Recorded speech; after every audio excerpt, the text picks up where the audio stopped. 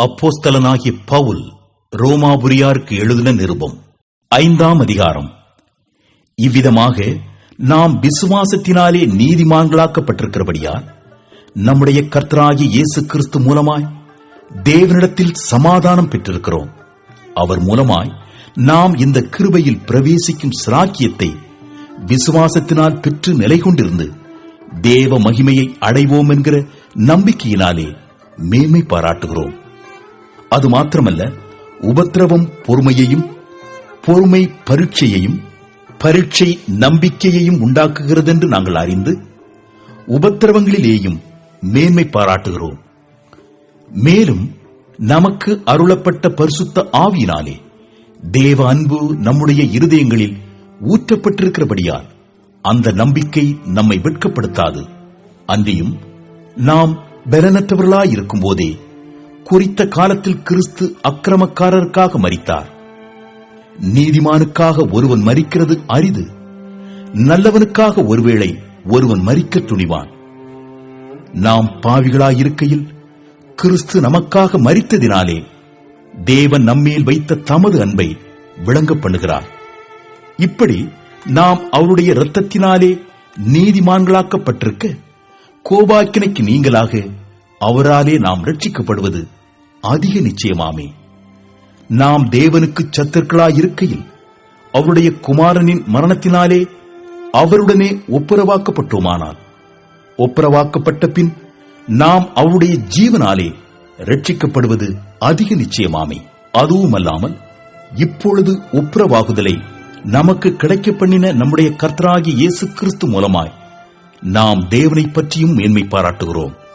இப்படியாக ஒரே மனுஷனாலே பாவமும் பாவத்தினாலே மரணமும் உலகத்திலே பிரவேசித்தது போலவும் எல்லா மனுஷரும் பாவம் செய்தபடியால் மரணம் எல்லாருக்கும் வந்தது போலவும் இதுவும் ஆயிற்று. நியாயப்பிரமாணம் கொடுக்கப்படுவதற்கு முன்னும் பாவம் உலகத்தில் இருந்தது.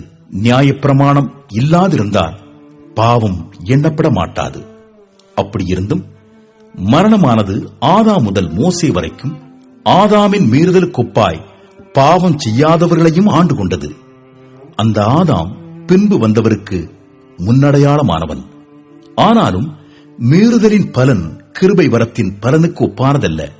எப்படியெனில், ஒருவனுடைய மீறுதலினாலே அநேகர் மரித்திருக்க தேவனுடைய கிருபையும் இயேசு கிறிஸ்து என்னும் ஒரே மனுஷனுடைய கிருபையினாலே வரும் ஈவும் அநேகர் மேல் அதிகமாய் பெருகியிருக்கிறது.